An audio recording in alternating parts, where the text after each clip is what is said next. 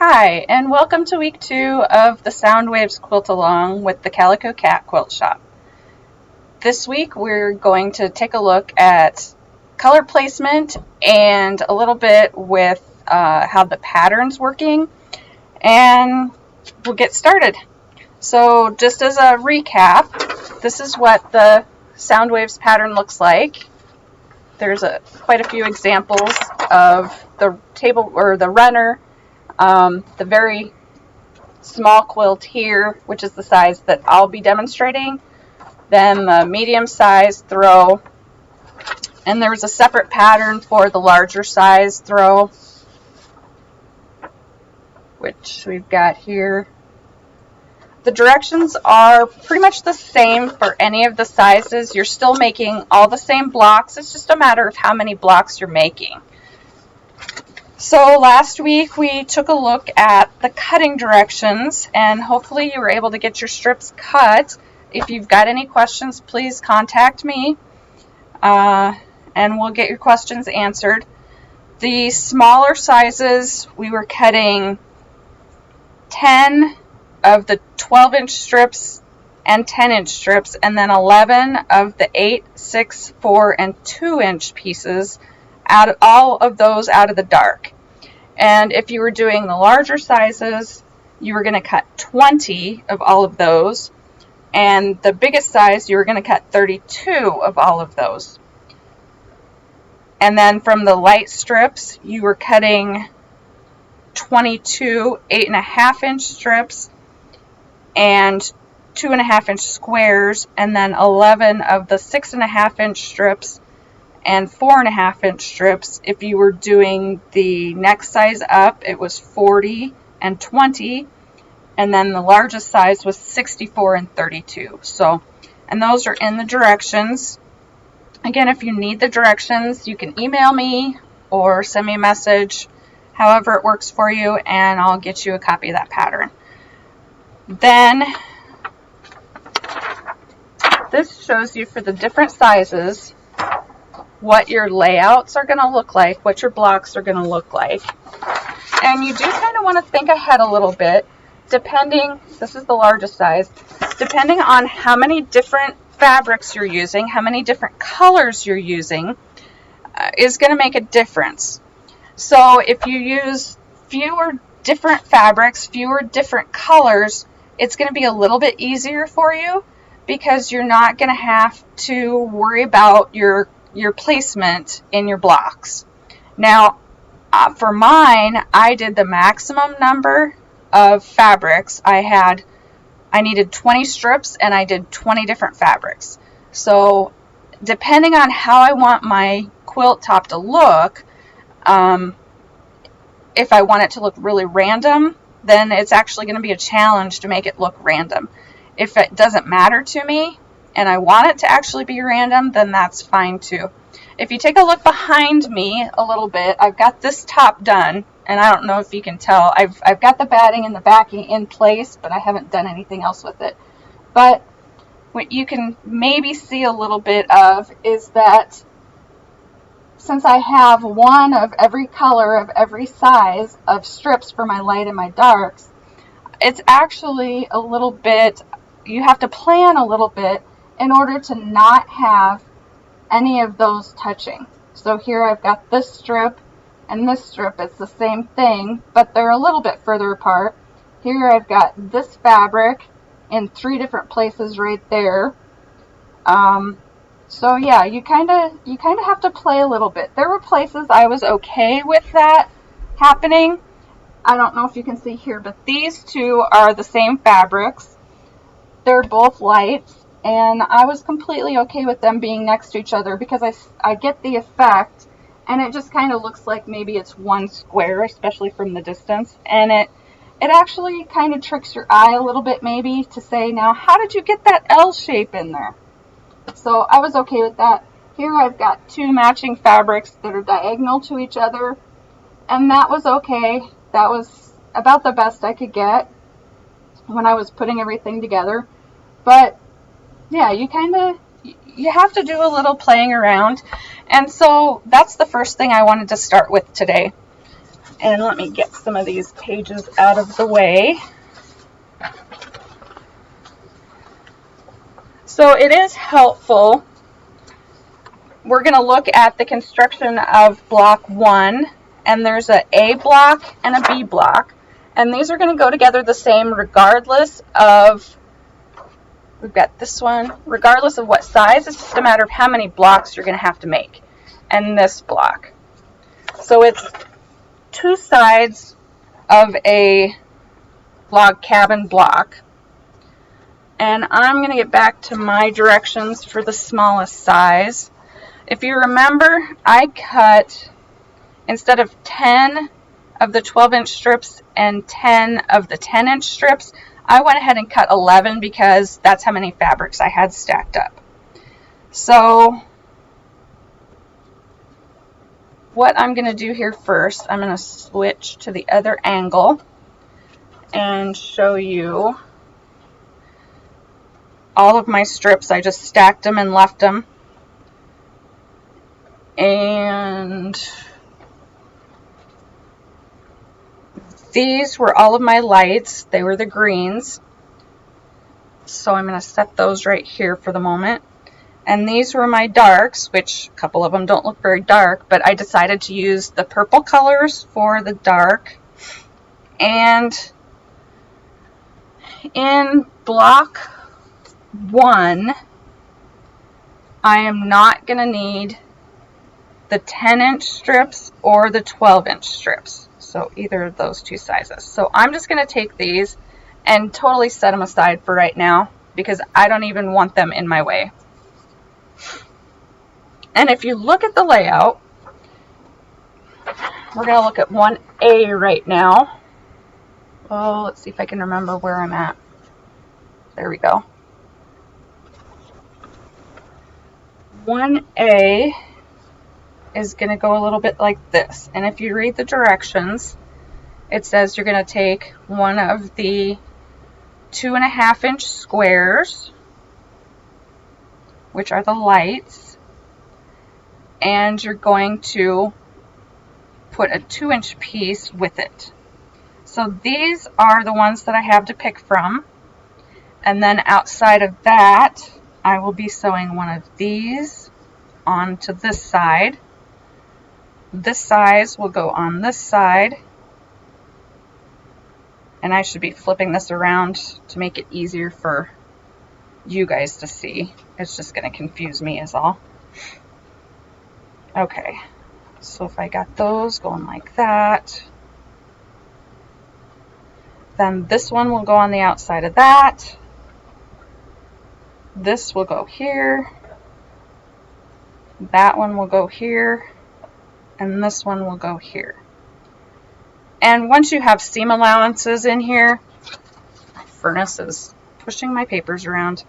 Once you have seam allowances in here, it should be pretty close to the size of this one and so on down the line. By the time I have a seam allowance here, this will fit. But this kind of shows you what the layout is. So now what I can see is if I don't want all of them to be exactly the same, if I want it to look a little scrappy, if I want to mix my colors, I'm going to have to try a little bit in order to get different fabrics. So I'm going to lay these to the side here and show you some different choices. So maybe I want this one and this one and pick this one. And I'm trying not to pick the same fabric that I've already got, so I don't want to go with this one because I just used it here. But I could certainly take the second one down and go with that. And then I haven't used the top one yet here, so maybe I want this one. And maybe I'll pick this one for that block.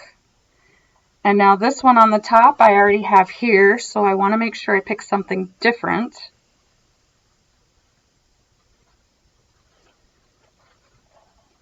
Like that. which works just fine. And I honestly will take all of my fabrics, or at least as I do my construction, and because I want them to look scrappy and random, I'll position everything until I like the way it is.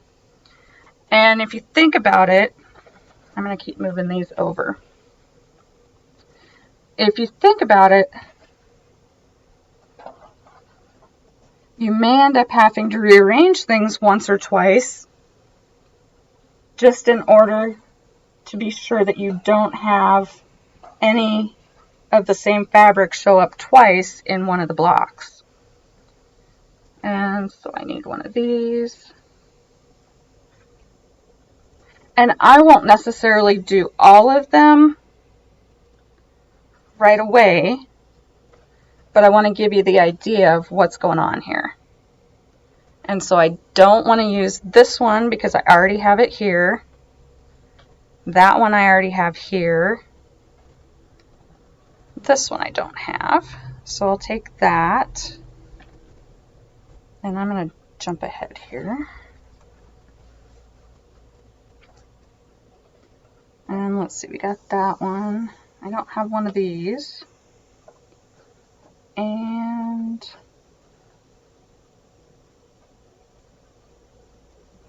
I don't have one of these. So there's some idea of what those blocks could look like when I get them constructed.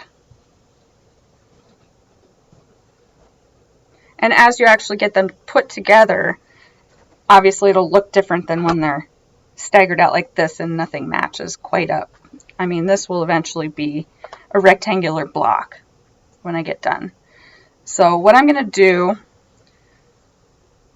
is stick these back on my piles for right now.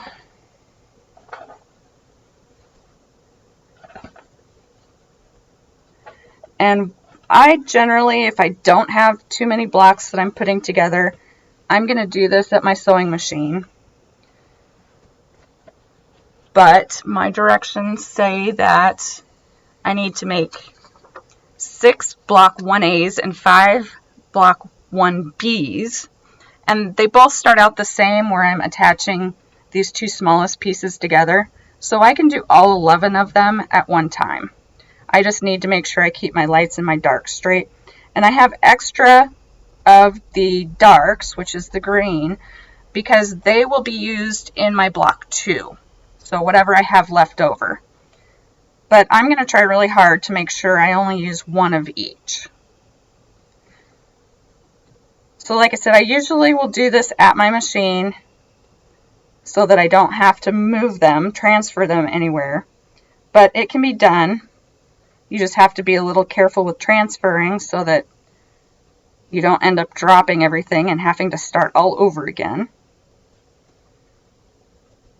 And I should end up with 11. Okay. And the first go around is really not going to make any difference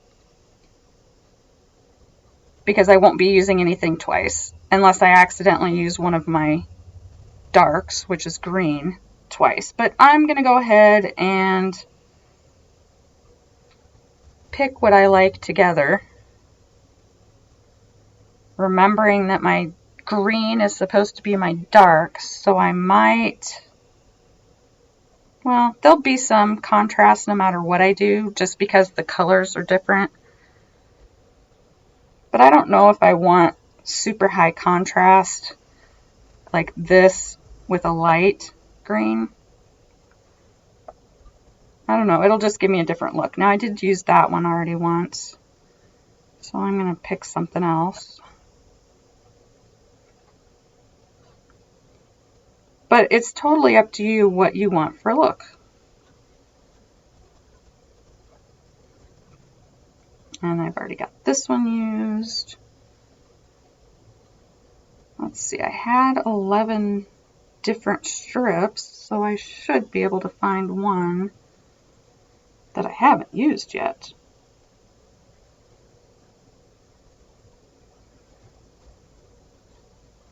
Well, I'm just going to put that one there for right now. And then this is where you'll kind of see, you know, I don't want this one here because I've already got that. So maybe I decide I want it with this one. Maybe I want this one together with that.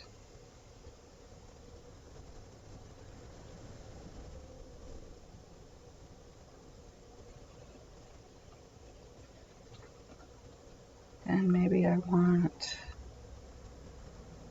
those two together.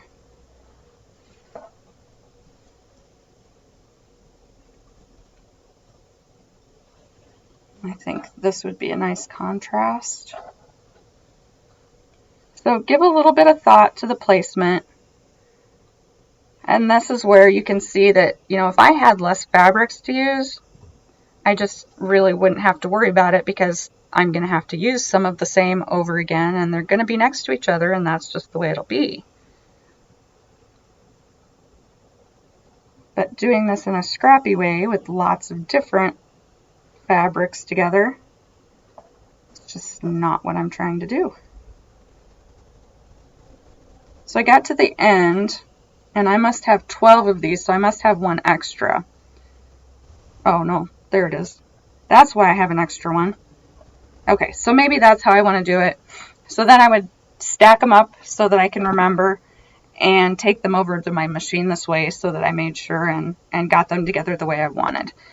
And I think we will take these over to the machine. I don't think there was anything else that I wanted to show you about this part. And like I said, I'm setting these aside. They will go with these longer strips that I set aside, and we will be all good.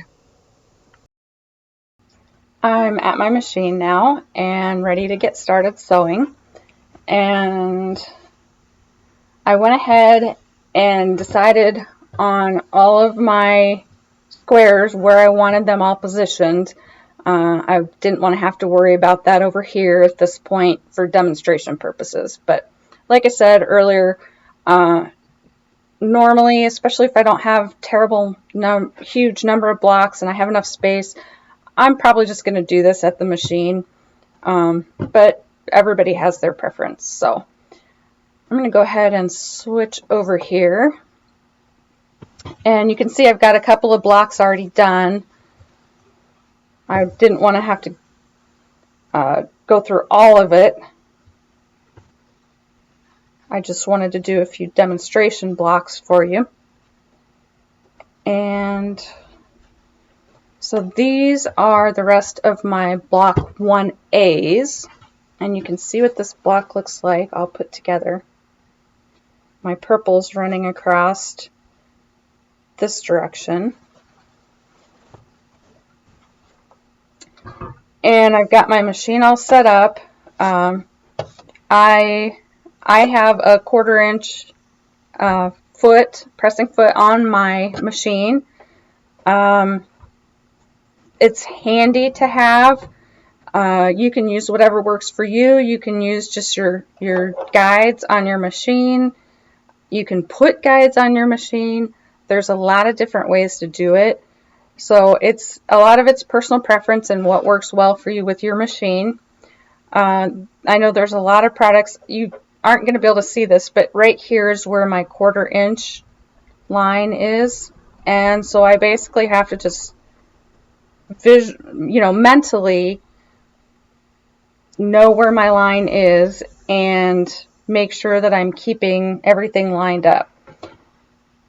And one good way of checking to see if you're getting 1/4 inch seam allowances accurately or not is to just run a quick test. And so that's what I'm going to do here first. And what I like to do is I have a tendency to just keep my presser foot down most of the time while I'm doing this and do chain piecing, or I've also heard it called assembly line sewing, whatever you want to call it, where I just kind of continuously keep moving. So I'm going to stitch on a scrap of fabric. until I get to the end of that, and I can just cut these threads off and get them out of my way now. And then I'm just going to keep sewing with the foot down, and as I get closer to my needle, the feed dogs are going to pick this fabric up and just keep moving it through. So I'm going to do this little test.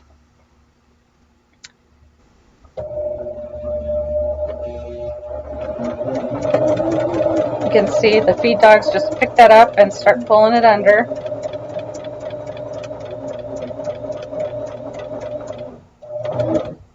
And I'm going to have to either use this scrap again or find a different one, because I need this back again. And I don't have to press this first. Normally I would press before I put another piece on, but I'm putting this piece on this side. So what I did, I should explain, I cut these to 1.5 inches, and I was very careful to make them accurate. And I just grabbed a couple of scraps. I want to make sure that there's high contrast in between. So I just picked 2 darker ones and 1 lighter one. And then I'm going to sew this to the other end. And what you'll see is that when I press this,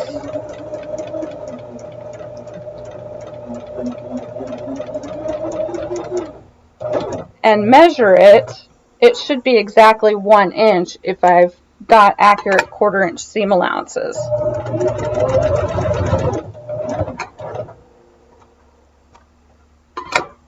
Because if they're cut to 1.5 inches, and then I've done an accurate 1/4 inch on each side, I should have 1 inch left. And it doesn't really matter. Let me pull this over here a little bit more, which way I press my seam allowances, because it is just a test. Let's see, which way did I try to do that one? So I'm going to try and go out on both sides. Okay, and then I just need something to measure with. Okay, I had to go grab my seam guide real quick, but I'm going to measure.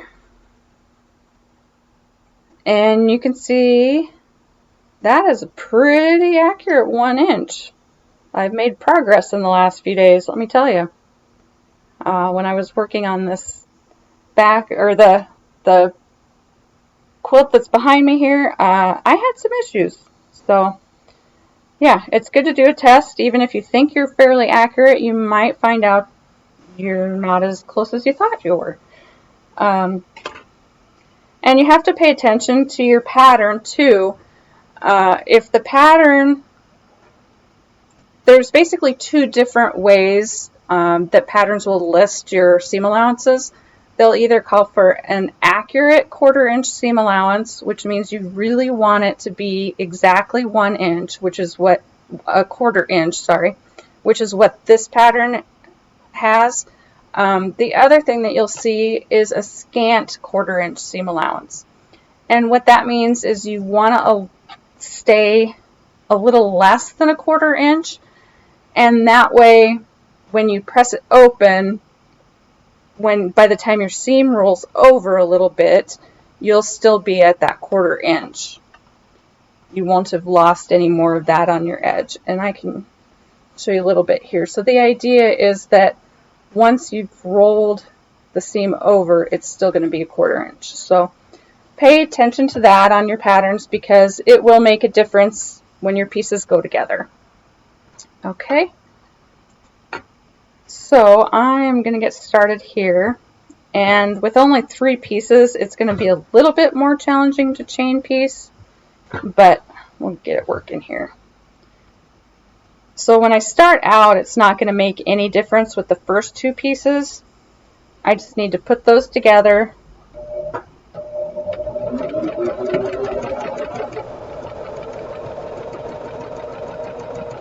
And stitch.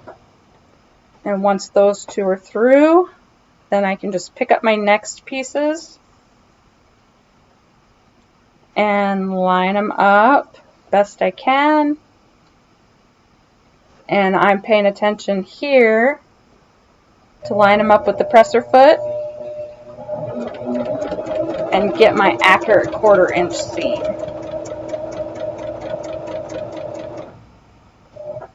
Okay, and I don't want to get confused, so I'm going to go ahead and snip that off and press.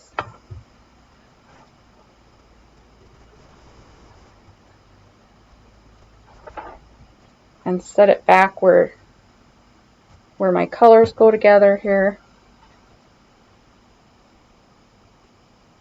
Because especially while I'm spending all this time talking too, I could easily get off track.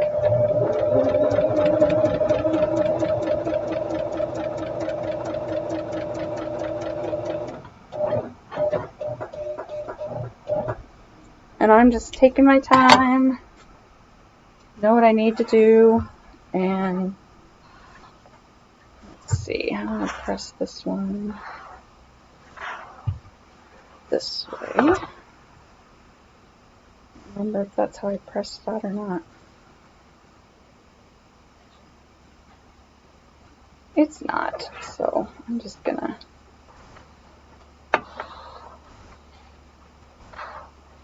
start over on this one.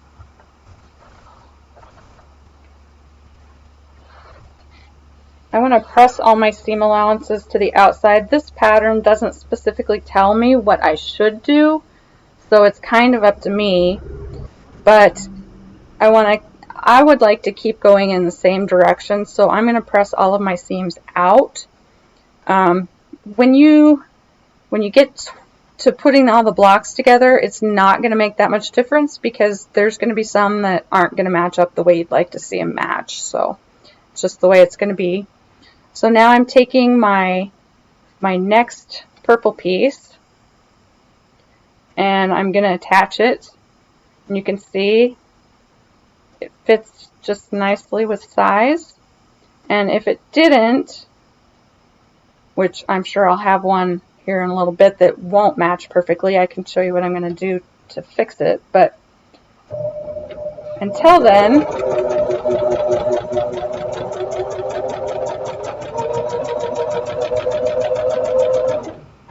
I'm just going to keep going. And like I said, typically I would put all of these pairs together and then press them all, and then go to the next piece, stitch all those on, and then press them. But I don't want to get myself too confused here and mess everything up. So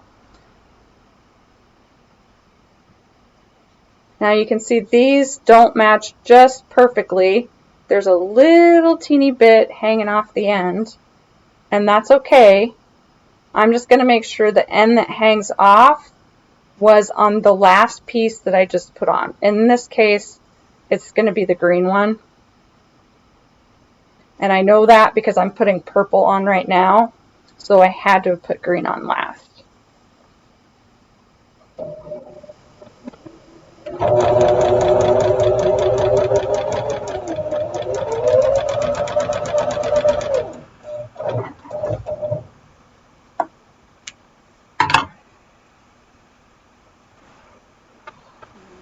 Press this to the outside, which means I'm going to press it so that the piece that I just added gets flipped over the top. And I'm going to have a hard time getting this so everybody can see very well.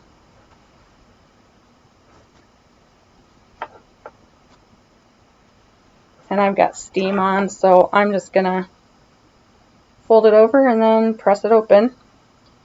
And like I said, then I got to remember where I got to go here. So this is going to be my green.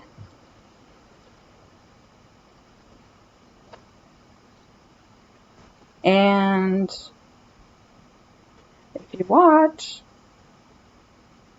I was trying to make these blocks, and you can see that if I was doing that, I should have put this piece on the other side. So that's a good thing to talk about, is when you've got two blocks like this that vary, where on this one the purple climbs this direction, and on this block the purple climbs this direction. So this is a 1A and a 1B. I need to make sure I'm assembling them correctly, and I'm not. So then I got to decide, am I switching what I'm doing? Which, yes, I am. So now those are going to go there. Well, no, actually, I'm going to have to just go back. Okay, so after a brief little intermission there, I went back and pulled seams out on just two of my blocks. I only had two of them assembled wrong, and only one of them was pressed, so it could have been worse. But again, this is what I get for being a, what would you say, a newbie teacher, and talking and trying to sew at the same time. It's worse than talking and chewing gum at the same time. Yeah, a little bit of a struggle. Anyway, so I'm back on track now, and we'll be talking more about making sure you're assembling things correctly. So these were my pieces that needed to go together, and you can see on this block here I've got the purple, and this was supposed to be green, purple and green, and my next purple needs to be on this side. So I know I need to attach on this side so that when I open it, the purples climb to the left again, because that was the block I was trying to do. So what I've got going on here is, if I sew in this direction, I am working against this seam that I pressed. If I flip it this way, then I'm sewing with that seam. And I like to try to sew with that seam as much as possible.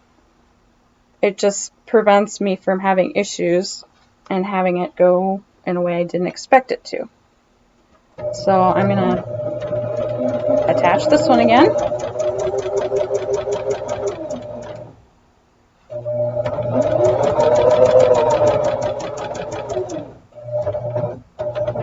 And even experienced sewers and quilters screw stuff up once in a while, which is why they make seam rippers. All kinds of seam rippers.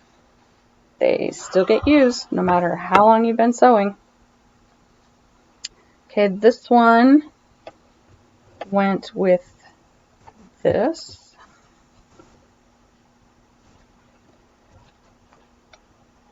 Okay, so that was the last one of those. Here, I better turn this the correct way so that I don't lose track again. So the next one I need to add on here is my green, which is going to be this really light one. And you can see from my assembled block that needs to go on the top. And again, I'm going to check and see, and the seam goes down this way, so if I don't want to run across it, then I can go ahead and leave this side up. Now, I also didn't get this one quite perfect, so this will be a better time to show you. I'm going to leave a little bit of gap so that things are matched up with my last one that I put on, and that will get things back to where they should be for seam allowances. And then I'm going to follow the outside one and judge my 1/4 inch seam allowance from that.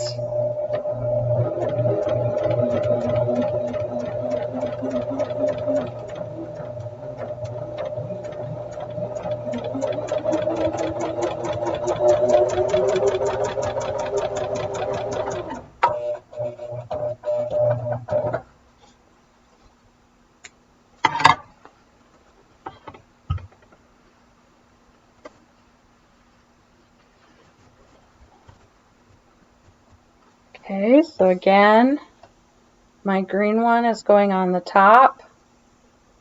So I'm going to flip this over and attach to this side. And these lined up pretty well.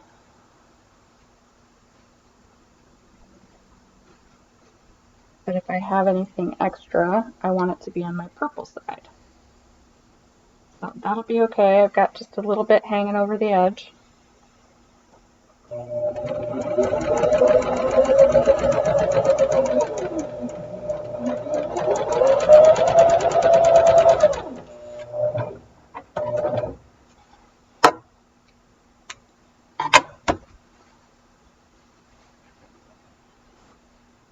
And when I press, I'm going to press the seam once first, and that's called setting your seam. And basically it's going to take your line of stitches and press it in closer to the fabric and kind of smush it all together. So it allows you to get a nicer press when you press it open. And pressing is different than ironing. You want to avoid actually ironing where you're rubbing the fabric because you can stretch it. And especially if you're working with bias edges, which we're not today, but if you were, that could be a problem.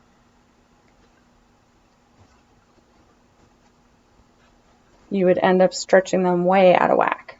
Okay, so here I need to make sure I've got this turned the right way. So my purple's climbed to the left. This is going to be a green one. Not a lot of green on it, but so I'm running it through this way and fixing any poor seam allowance with it as I go. And this one just going to be a little bit out of whack. But if I cut all my pieces accurately, I know that's what size it's supposed to be.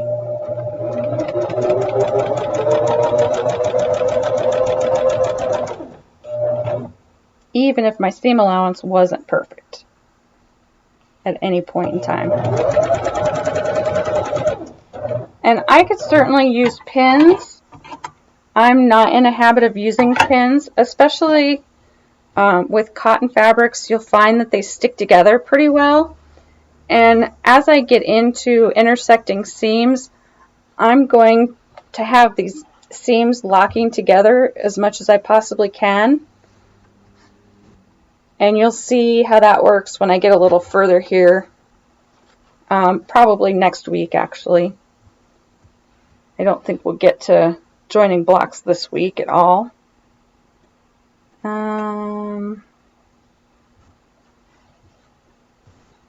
Let's see, so that was the last of the greens.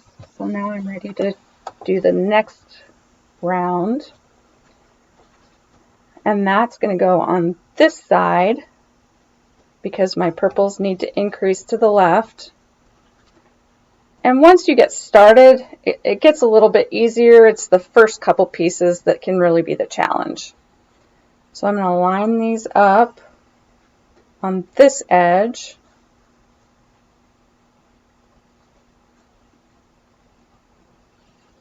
And if it's not perfect, I'm going to leave a little bit.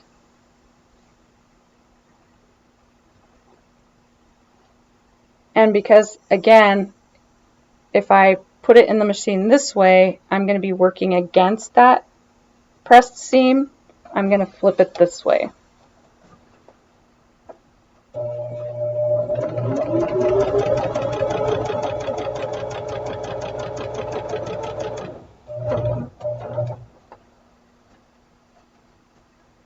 And I'm just going to check and make sure I've got things matched up decent.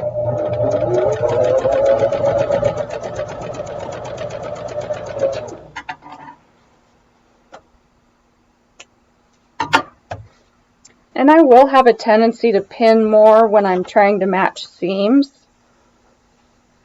as I start putting blocks together, but I just don't find it necessary for me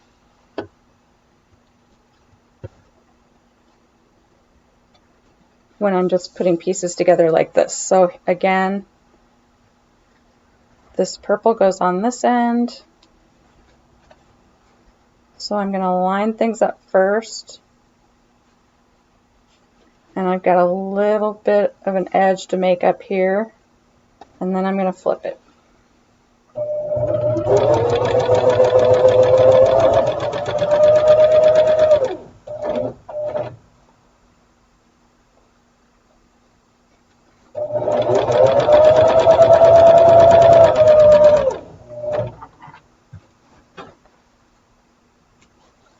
My other blocks are getting in my way here. So I'm pressing, setting my seams, and then rolling it over.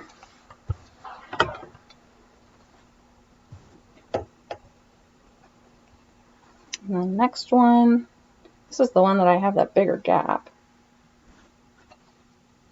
It just doesn't seem to be getting better yet.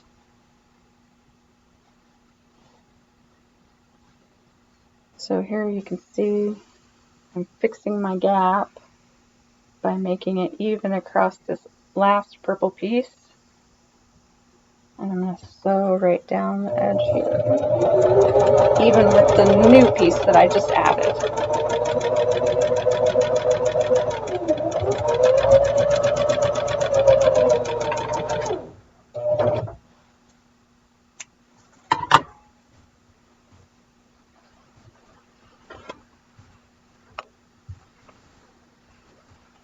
Pressing that open. Okay, now I'm back to green again. Let me line this up correctly. So purple's going to the left. This piece will go here. And this time I can have my block that I'm assembling on the top. And I have just a little bit to correct there. And then I'm following the outside edge.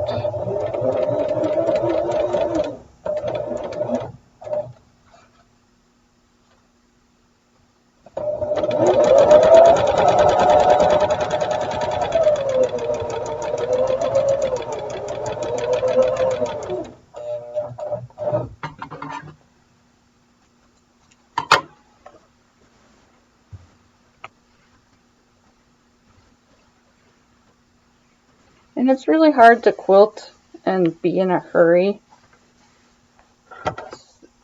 And part of it is enjoying the process. Oops, here we go.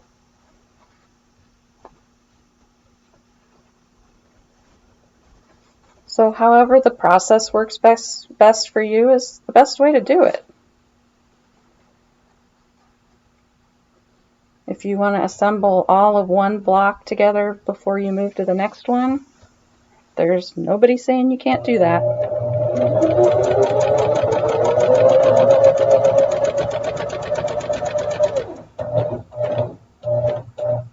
There is lots of ways to get to the same result.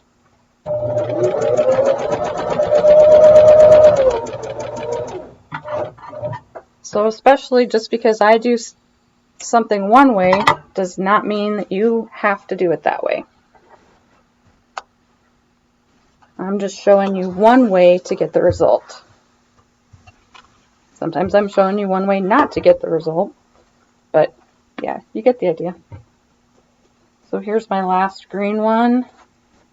Make sure I'm putting it on the right side. I'm going to be pretty careful about that for a while. Here we go. Flipping this way.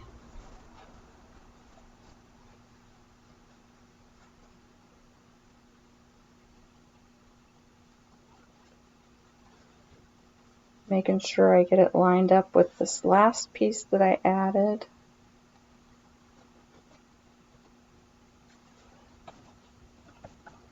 Well,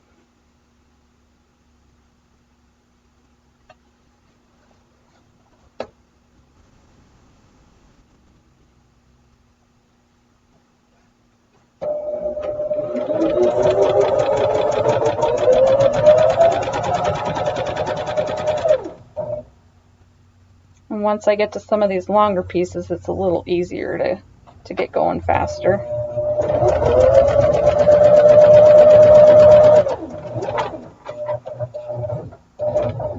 Oh, come on. When they're shorter pieces, you just don't have enough room to get going too fast.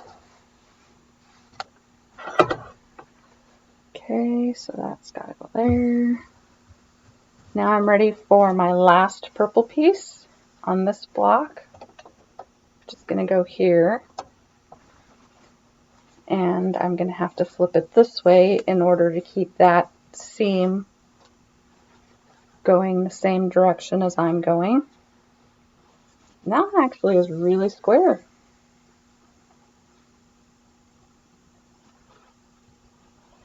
So that's kind of nice.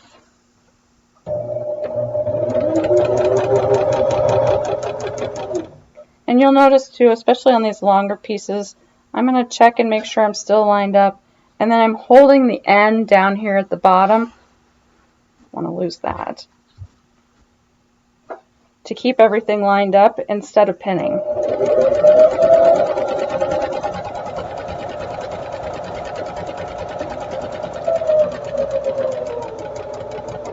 And then I just kind of cruise through, keeping an eye on my 1/4 inch. I got a couple more here to go here, and then we can work on the 1B blocks. Everything's scooting around. Oh, I did something wrong because this is the same fabric here.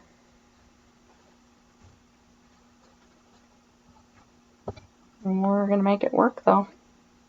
Okay, so here's my purple that I need to add.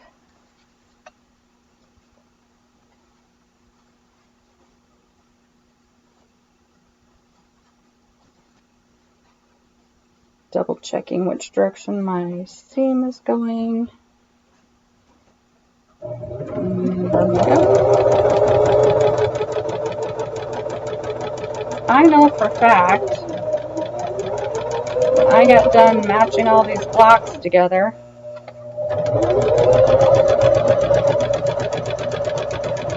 that none of them had the same fabric in it twice, the same pattern. So I know I had to mess something up.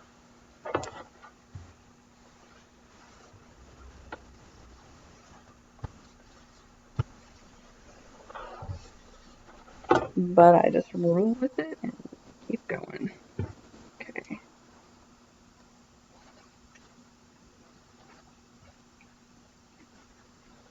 So this is on here. And the bead blocks won't take so long because I've only got 2 of those left to show you, which just means it's going to be harder to chain piece. That's the way it goes.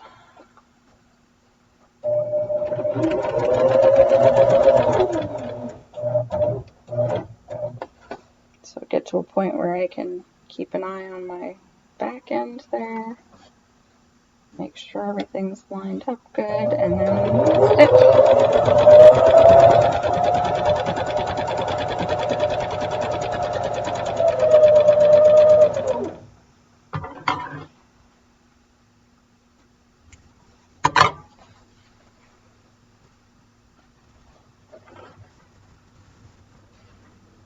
My blocks are getting too big to actually see much.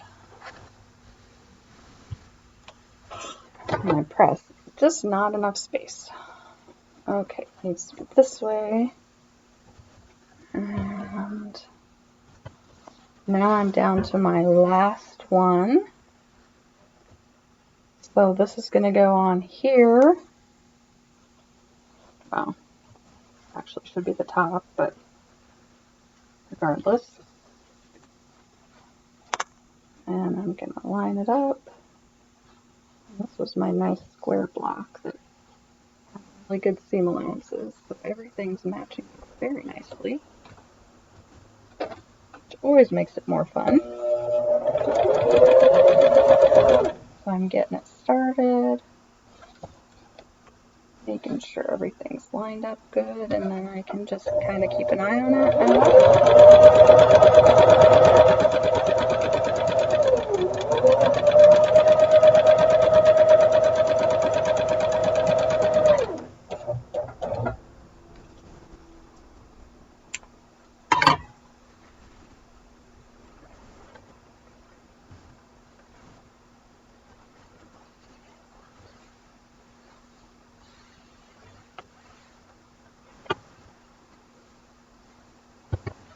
Okay, then I'm going to put the green one on here.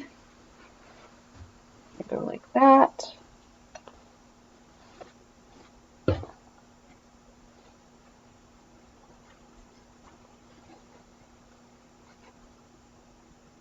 And you'll notice I'm not really paying a whole lot of attention to which side of my fabrics I'm using.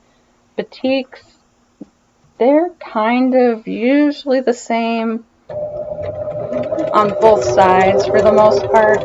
Every once in a while you'll find a part that's not quite exactly the same on both sides, and then you got to pick. But for the most part, because of the dye technique, it's going to be the same on both sides. But if I wasn't using batiks, obviously I would be careful about making sure I was putting the right sides of the fabric together.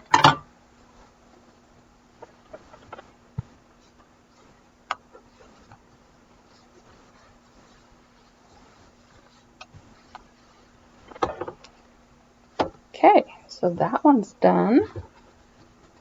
Now this green one has to go on top.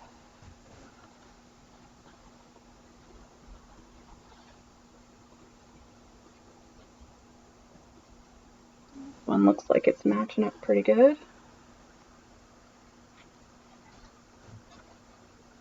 I'm gonna get it started.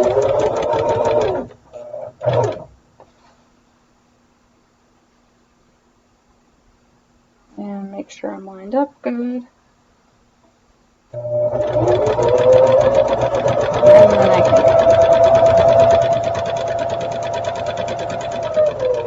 Now I guess I prefer not to pin because I get good enough results and then I don't have to stop for my pins. Stop for a pin and pull it out, and stop and pull it out, which if I had needle up and down wouldn't be quite as inconvenient, but this machine does not have that. So okay, got that block done, and then I'm just gonna run off my little scrap here since I'm finished with the 1A blocks.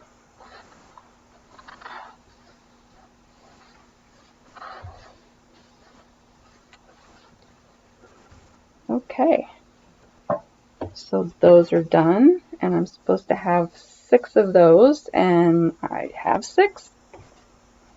Thank goodness. So I'm going to set those aside so they're out of my way. And the only difference on these 1B blocks is, again, the purple is running up to the right, which is probably easier to see on some of these other blocks, but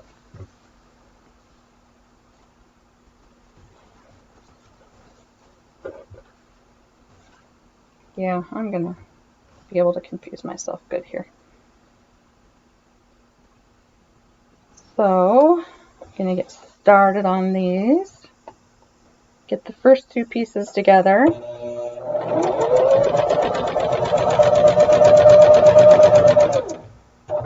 On both of these.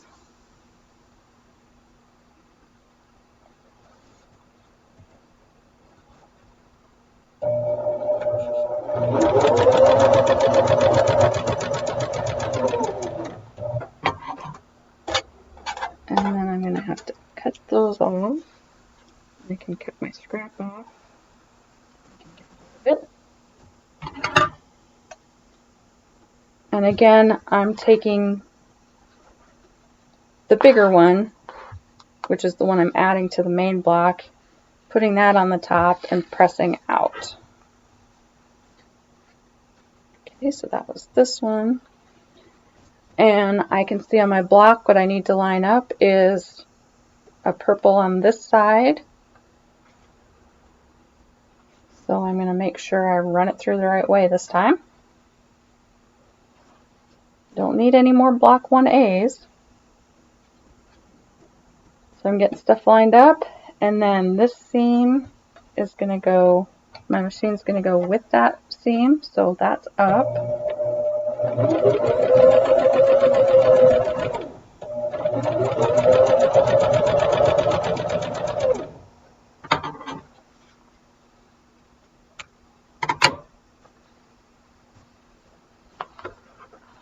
Oops. Get it that way. So press up. Sometimes it's a little harder when you're first starting and only have a couple little pieces to work with. And then my purple is going to go to that side, which means I'm challenged again because this fabric is the same as that fabric. So when I put stuff together or started grabbing stuff, I didn't do it quite right.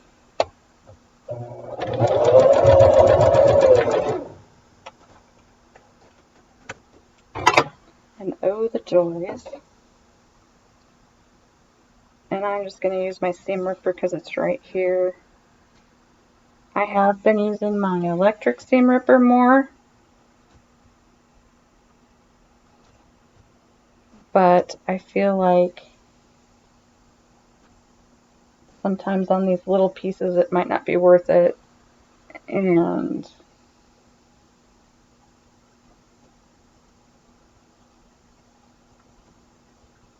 But when it's something big, I definitely use the electric one.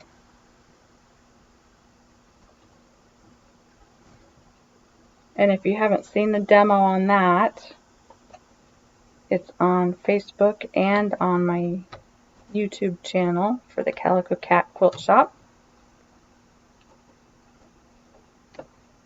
Go there and check it out.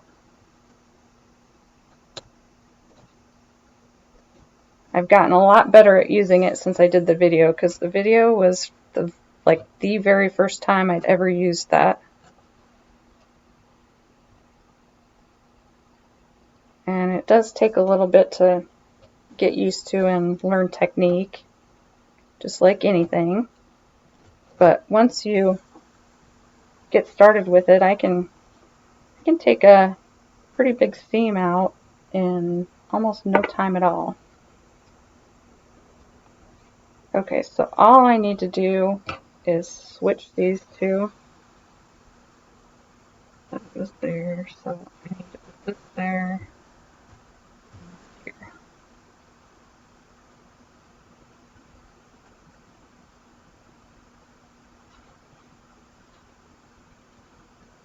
Next week we'll see if we can have maybe I can have a better day and not put the wrong things together so much. But some days are like that. And sometimes those are the days that I just say, you know, just not sure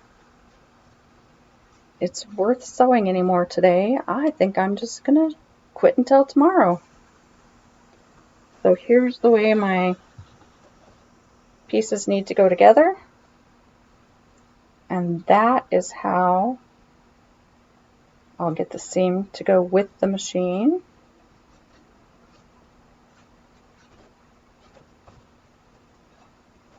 So I'm going to line it up here.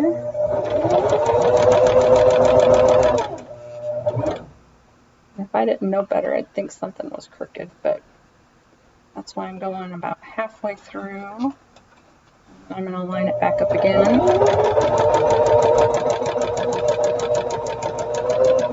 Let's see if I can't get things square again.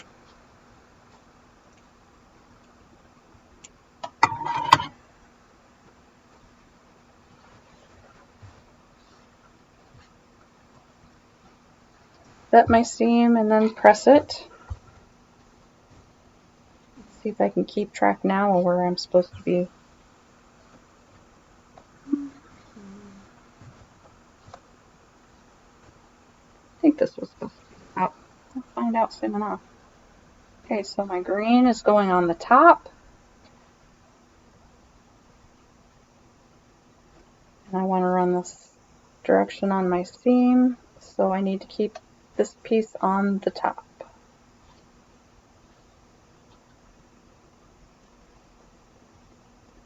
Lining things back up as I go.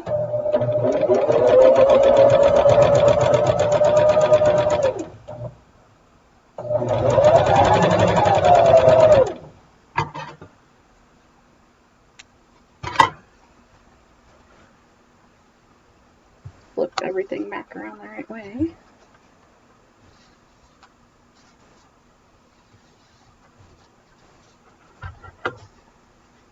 Okay. Green on the top with my seam allowance, like this.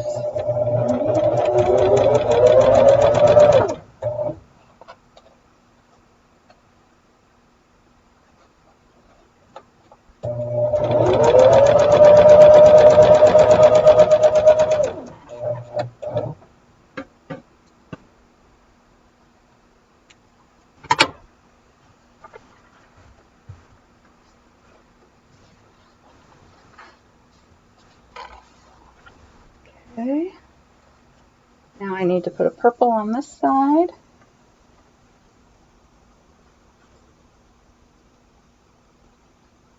And in order to run with my seam allowance, the seam that's pressed, I'm going to have to go this way. And I do have, I'm off just a little bit there, so I'm going to leave a little bit of a gap here. Green piece, and then I'm going to go.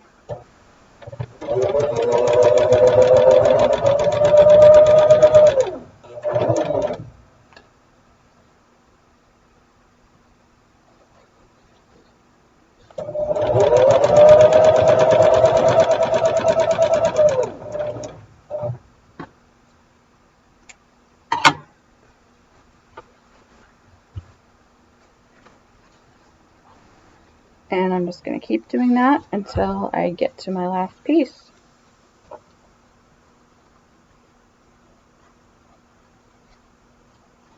I can flip it this way. That one's matched up nice.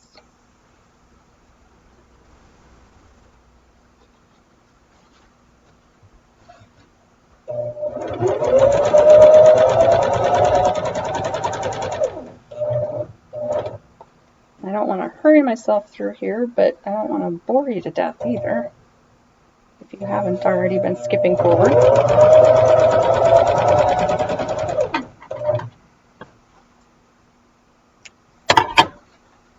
I'm trying to get through here.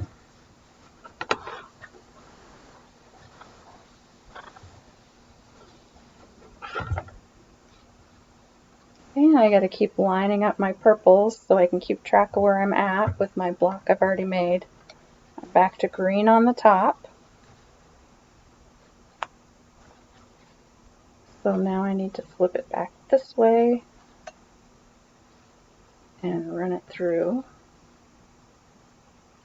Get everything lined up.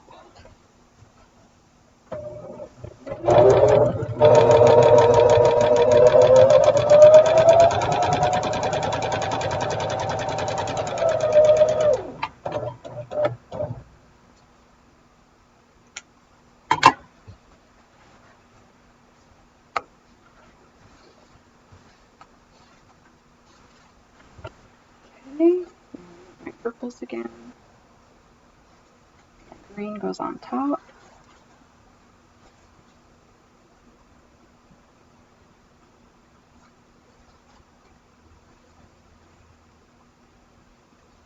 Oh, looks like that's the same one again. Well, it's just going to be that way because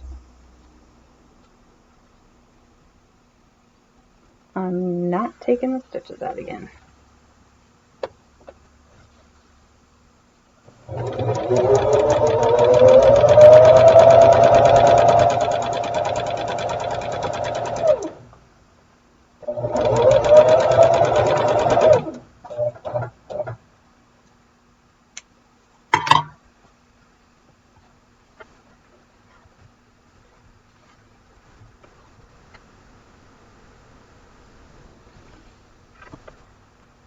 Okay.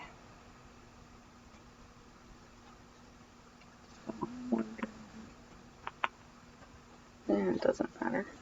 They're going to be the same. Okay, so now my purple is going on the right side. And I want to stitch with my seam.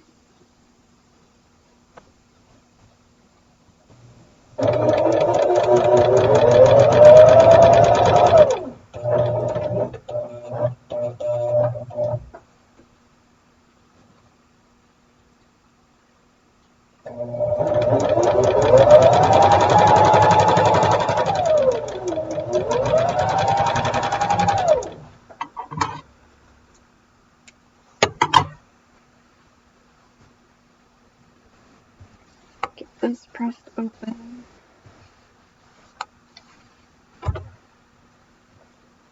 This time it's facing the right direction at least. So I'm going to put my purple on the left. And now I need to go this way.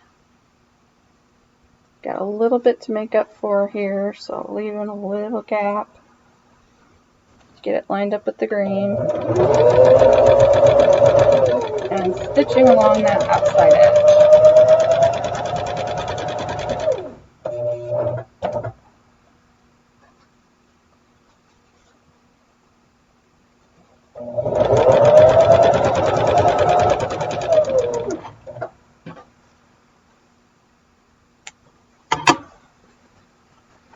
Okay, last one.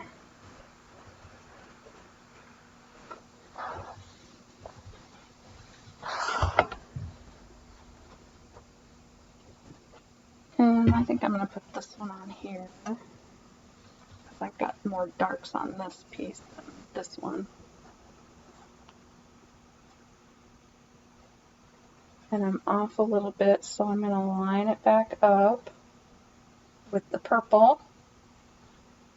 And I still need to turn it to the side and hit my corner edge.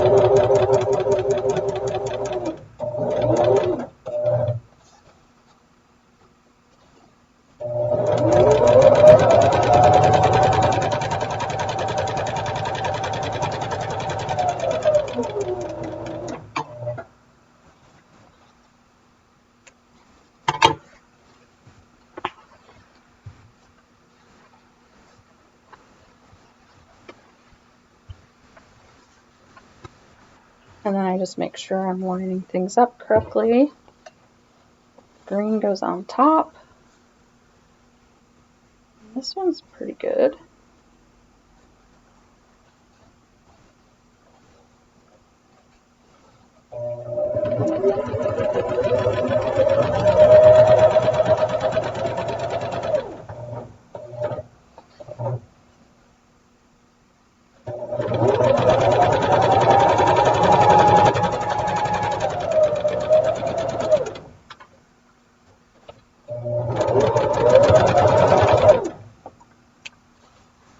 Okay.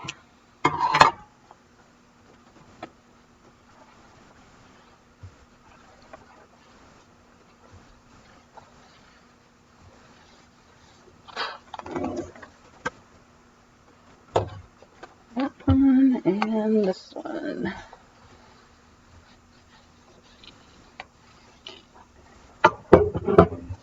Okay.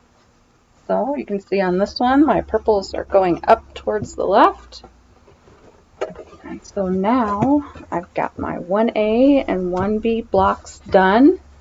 And next week we will make the block 2s and start assembling blocks, I think. So I hope you've enjoyed this, and I hope it's been helpful for you with the block assembly. Let me know any feedback or anything, and I'll see you next week. Thanks. Yes, I'm back. I did forget. I know a lot of you are probably watching this going, wait a minute, did she even look at the pattern? I did look at the pattern. I was trying to decide when I was taping the sewing whether I was taking too much time or not, so feel free to leave me feedback on that for the future. And so I was kind of hurrying to get through, and as I was picking up my equipment and getting it put away, I realized that I had not actually finished my blocks. So we're gonna take a look here real quick. If you look at your pattern, it actually is a bigger rectangle than this. And I'm going to turn these around so you can see. I've got my A blocks and my B blocks. Was that the right way? Other way around. Whatever. You get the idea. And I have these pieces left, but it's quite simple. All I need to do is take my blocks and sew one of these strips on top, and they're the same size as the last strip that we put on. They're just making the block a little bit longer.